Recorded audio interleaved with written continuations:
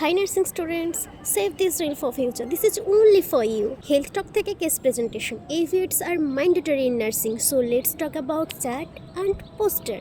Chart হলো চিত্র ও লেখার মাধ্যমে তথ্য উপস্থাপন করার উপকরণ, যেখানে পোস্টার হলো একটি একরঙা বা বর্ণময় কাগজ যেখানে একটি বড় আকারে কোনো বার্তা বা চিত্র অঙ্কন করা থাকে। চার্ট বা পোস্টারের আকার হবে 55x71 সেন্টিমিটার।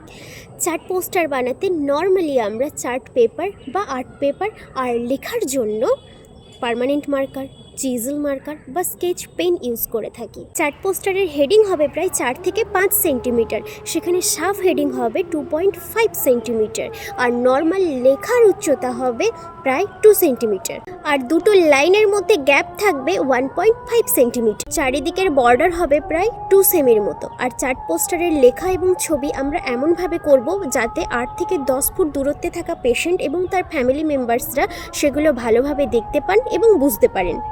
চার্টের মধ্যে মিনিমাম 4টা থেকে ম্যাক্সিমাম 6টা অবধি কোনো রকমের চিত্র এবং তার নিচে লেখা দেওয়া যেতে পারে। আর চিত্রের ক্ষেত্রে আমরা মূলত কার্টুন পিকচার বেশি প্রেফার করে থাকি। হেডিং হবে সবচেয়ে বড় এবং মোটা অক্ষরের, এবং হেডিংয়ের ক্ষেত্রে আমরা কেবলমাত্র ব্ল্যাক এবং ব্লু কালারের মার্কার ইউজ করে থাকি। আশা করি চার্ট পোস্টার নিয়ে আর কোনো ডাউট নেই। আর অন্য কোনো এভিএটসের ডিটেলস জানতে গেলে কমেন্ট করতে পারো।